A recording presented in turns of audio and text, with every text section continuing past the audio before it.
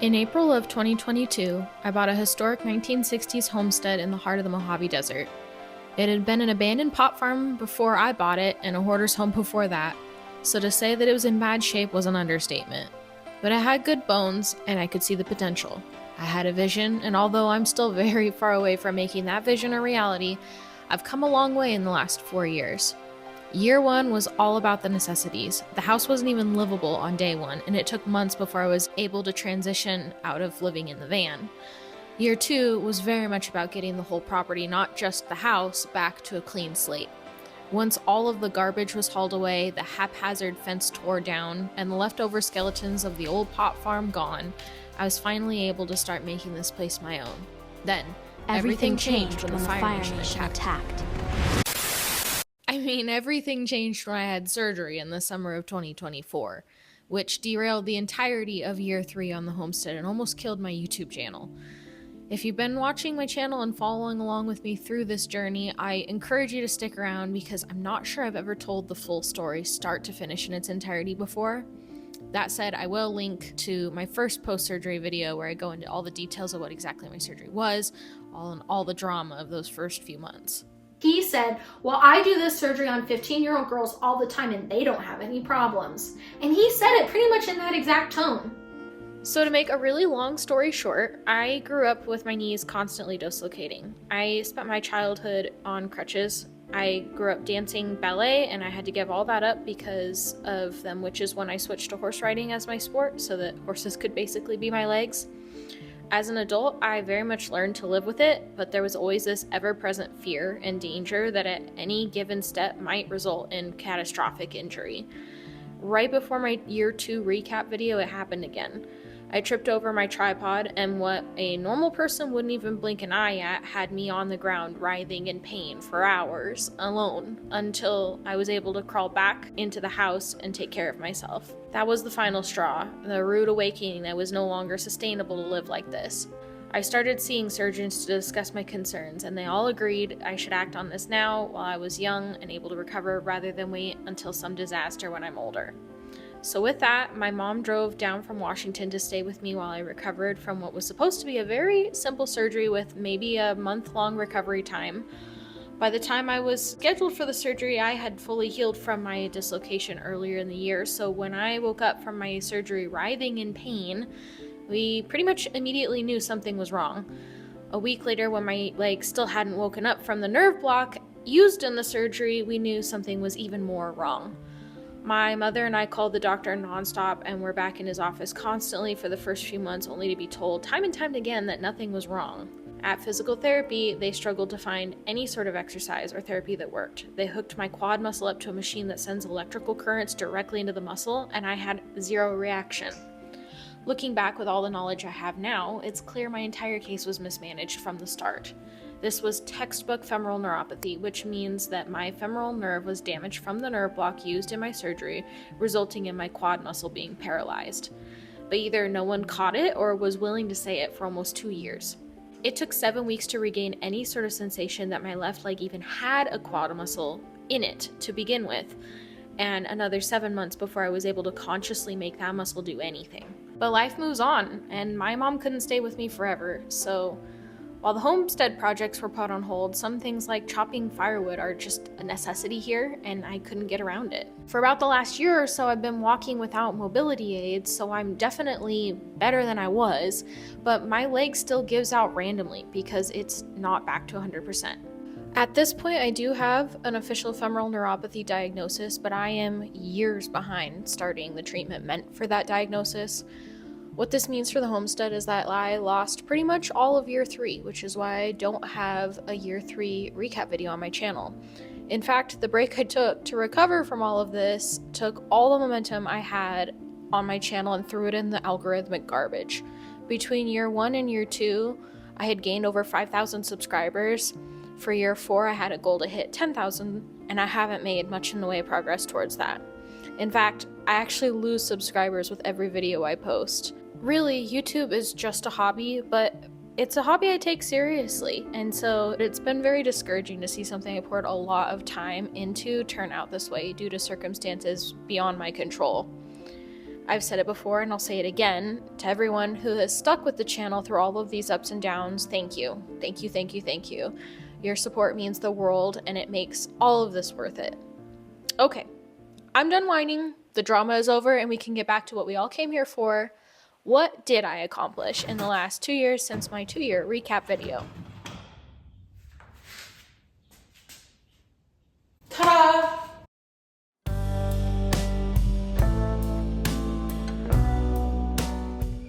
So there were a few months after I recovered from my injury, but before I went into knee surgery in year 3 that I was able to get some projects done like normal.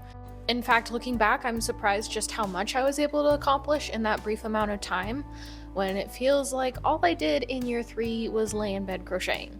I think you can really notice when everything is compiled together like this how projects ebb and flow in terms of finances and budgeting. I'll do a bunch of little cheap projects while I'm saving up for something I have to hire out, which costs a lot of money. So here in year 3, I started off by finally swapping my temporary front door that I had installed in year 1 with my final pretty front door. It's funny how my whole house feels like it's nothing but windows, and yet that one corner felt so dark. So having a window in my front door made all the difference, and I have had several little visitors I've been watching through it through the years. That project was followed up with a huge win. For the past 2.5 years, I've been living without electricity in one half of my house.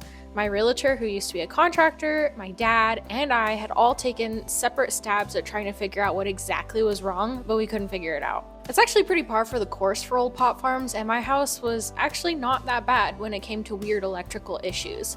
I finally saved up and got an electrician out who was able to get everything squared away so that I finally had electricity in the rest of my house. I have electricity in my house.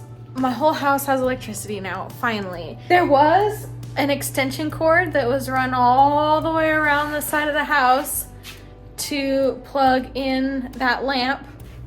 Lamp's just plugged into the wall. That also meant that the circuits to the outlets on the exterior of the house finally worked, which has been such a quality of life upgrade. Riding the high of my new front door and electricity, I decided to order a whole pallet of concrete to DIY a front patio slab. That area had pavers over it originally, but they were a huge tripping hazard because the squirrels and rats had burrowed underneath of it. So I got to work digging out that area and grading it by hand. Because I was doing all this by hand and without a cement mixer, I knew the area was too large to do all at once. Since I had to break it up into more manageable pieces anyways, I thought it would make it an intentional decorative design with this sort of like diamond motif. I was able to get a few slabs started on that project before my knee surgery, which is where it sat 4 months. At the same time, I had finally saved up to order the new windows and sliding door to be able to replace the ancient single-pane aluminum casement windows in the original part of the homestead. Once they were delivered, I hired a contractor to come and break out the old windows, reframe, and install the new windows. There is a whole story with so much drama that went on behind the scenes, so I really do recommend watching that video on it. But the short version of that story is that the stuccoers that my contractor had recommended me showed up on drugs. Then he pulls his sunglasses down to look at me, like eye to eye, and his eyeballs, his pupils are massive. There's just the teeniest amount of blue around them. And my heart dropped into my stomach. I was like, this guy's on drugs. And they were doing everything wrong, probably thinking that I wouldn't know any better. This is the state of the work that they did. Paper just patched upon paper. They didn't break anything out. These are just saw cuts. They didn't bother to try and put wire in or tie wire in. This paper is not layered with anything. There's places here where there literally is no paper. They've cut off the flashing everywhere because they didn't want to do the breakout. So I sent them away before they could do too much damage and went about getting bids for the rest of the job. The only problem was that I couldn't afford any of the other stuccoers in my area, having just spent all my money on the windows and the installation. So I picked up a trowel and I did it myself. Well, at least I started to before the knee surgery. I planned to pick both of these projects up a month or two after I recovered from my surgery, but as we all know, life didn't happen like that. Weeks turned into months, seasons passed, and I wasn't getting any better. Eventually, I could tell that the waterproofing around the windows were degrading in the sun because they aren't meant to be exposed that long. And even though my concrete was tarped, it has an expiration date, and I knew it was going bad just sitting in my driveway. That's when, once again, my dad came to the rescue. He flew down and almost killed himself getting all the concrete poured on my front patio slab, and then had to turn around and fix how the garden window and the sheathing was installed by the contractor and the stuccoers. I was able to help some, but he did all the heavy lifting on those projects. Like, literally, he lifted all the heavy stuff.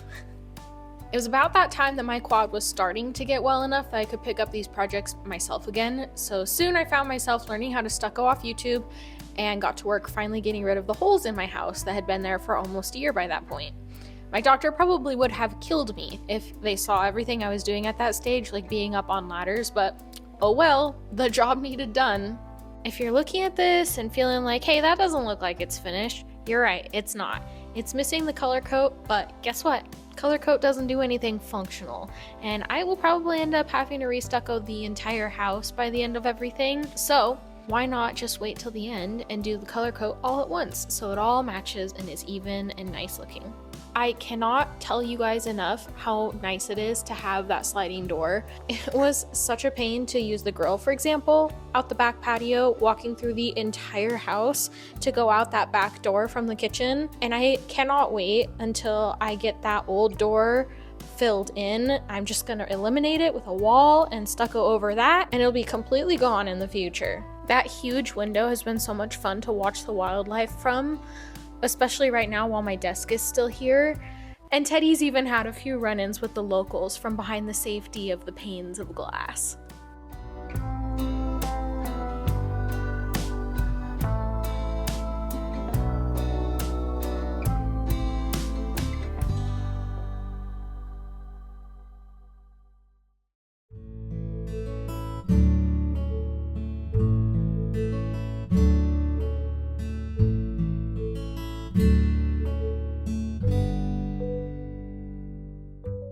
Having wrapped up those two projects, I turned my eyes to what's next.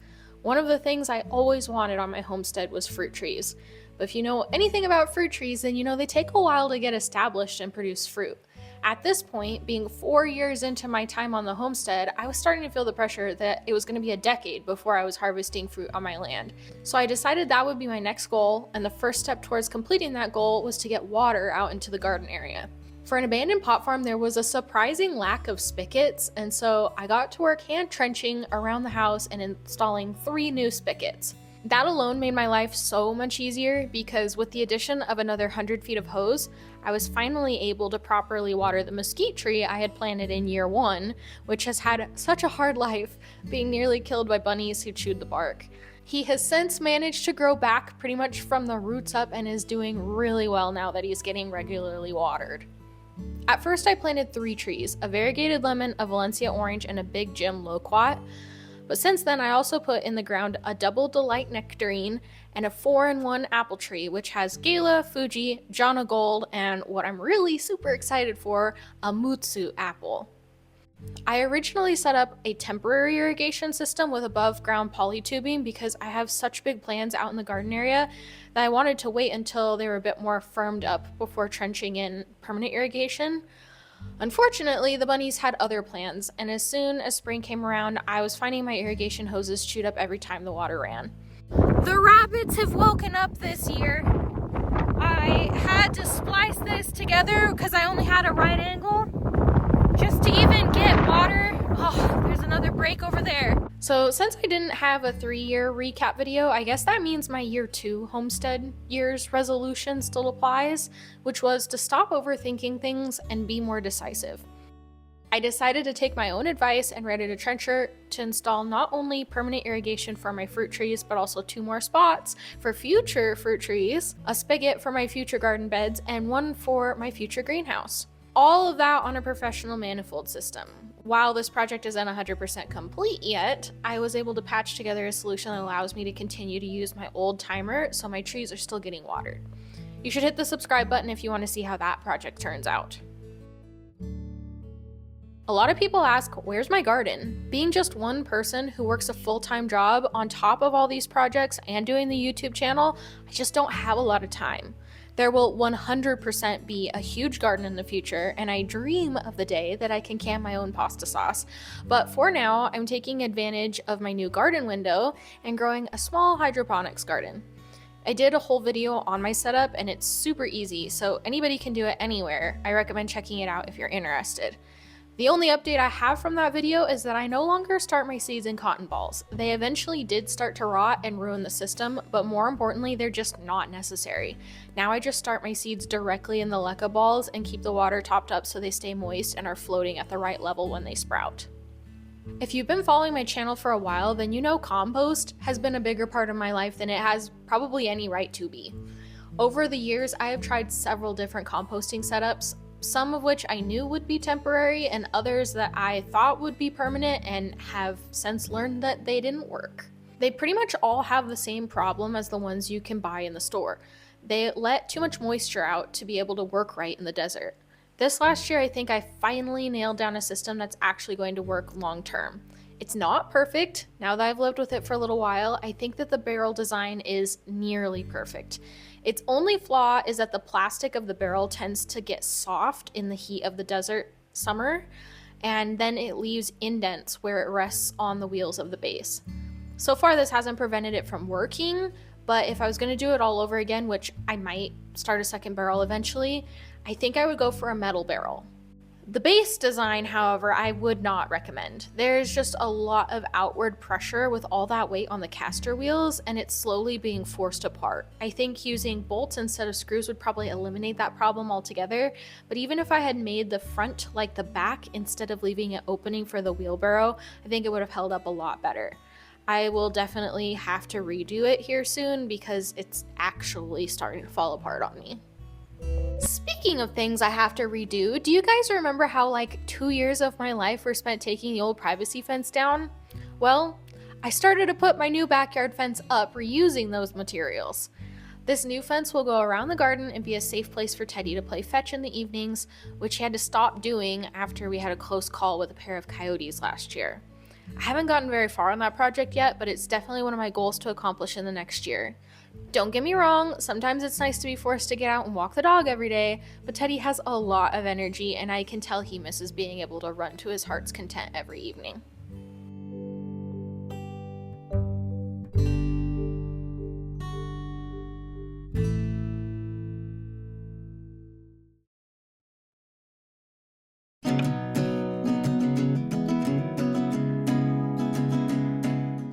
I think that brings us to the last project of year 4. It's funny to look back on my old videos where I talk about building a storage shed that would eventually be converted into a workshop.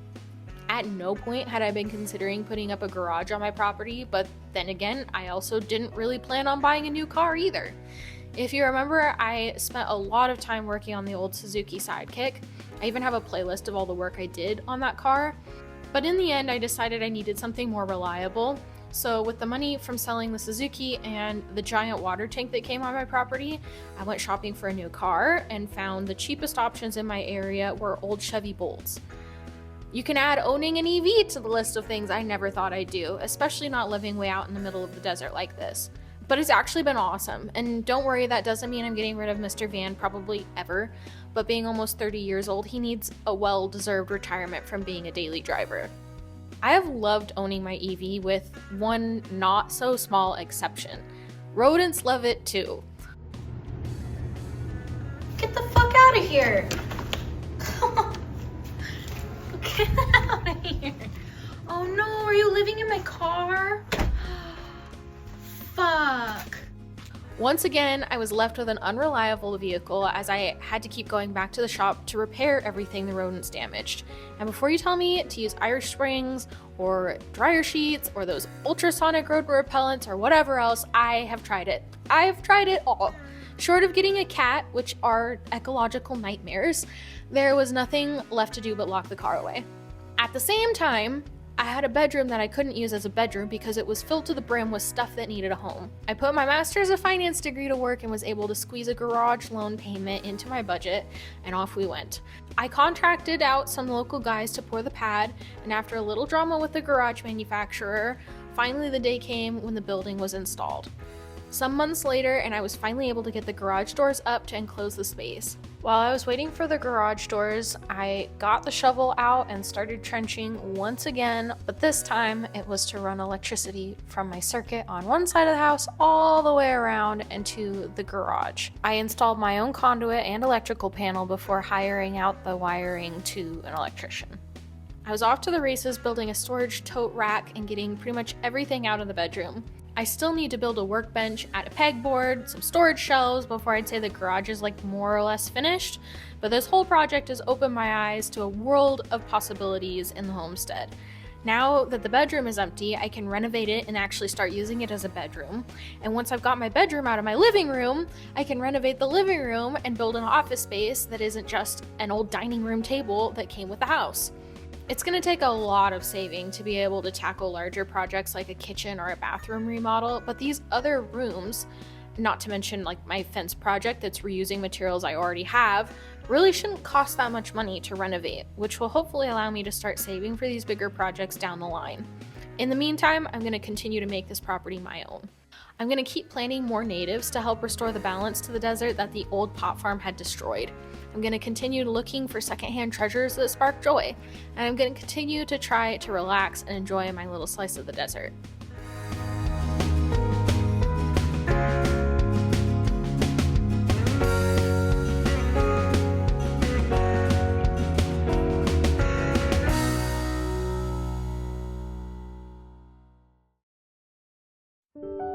There have been so many ups and downs this past year, from finding out I have termites, What the hell? and battling Mother Nature,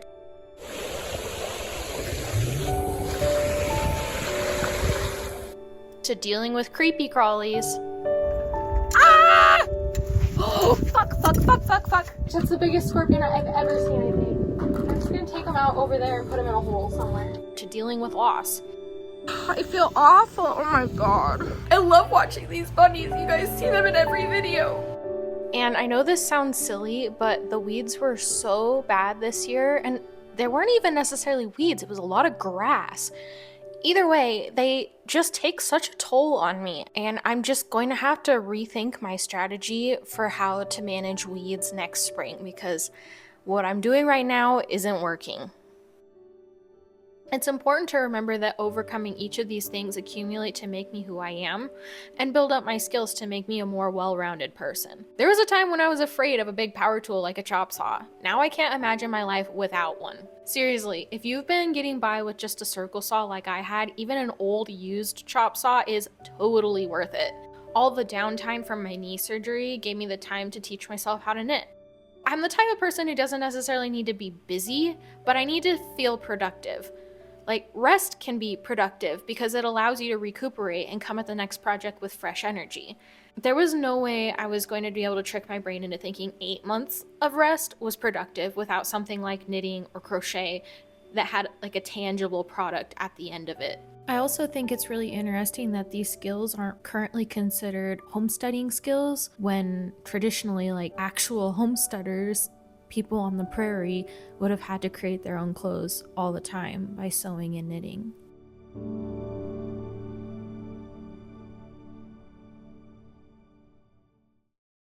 So there you have it. The last 2 years on the homestead wrapped up in a neat little bow. So every year I struggle with how this video should be. Like, should it be all 4 years of my work on the homestead condensed into one video? Or should it just be the last year's worth of work? The first option, the video will just get bigger and bigger and bigger as years go on, but then the second option, you kind of miss the context of like where we came from, what did everything look like day one. And so I think I've decided that I'm just going to stop talking here for a little bit and show you guys day 0 footage and today footage, and you can see for yourself how far we've come in the last 4 years.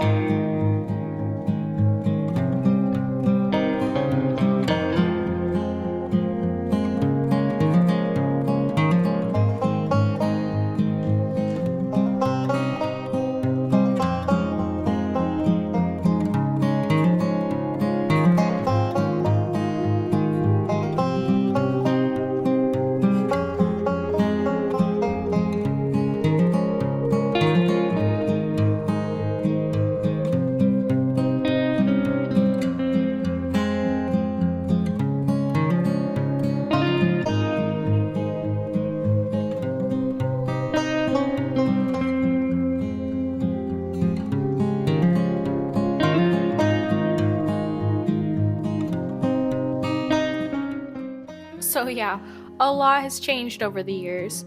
As you can see, I don't even use the same side of the house as the front of the house anymore. In keeping with tradition, I want to review my old homestead year's resolution goals and set myself a new one. 2 years ago, I said I wanted to be more decisive and not overthink things so much. While it's kind of just in my nature that I'll always struggle with overthinking and overplanning, I think I made great strides this last year with just making a plan and going with it. I don't know exactly where my greenhouse is going to be or how it will be best to irrigate the garden beds that don't even exist yet, but I made the best decision I could and went with it. Will I need to redo it in the future? Time will tell.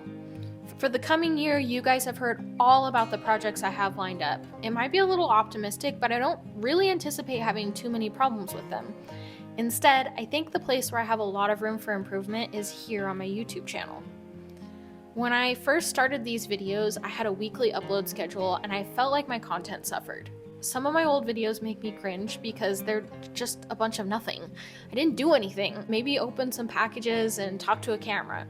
Later, I decided to take a more project-oriented approach, and I've had a every other week upload schedule, but I think that the pendulum may have swung too far, and now I'm not giving you guys a chance at all to get to know me and see what life is really like out here on the homestead. I mean, I'm not even sure if most of you know my name, since I rarely think to introduce myself. So my homestead resolution is to let you all in more, and I can start making progress on that right now. So, Hi everyone, my name's Heather, and this is Teddy, and you're watching My Way of Everything.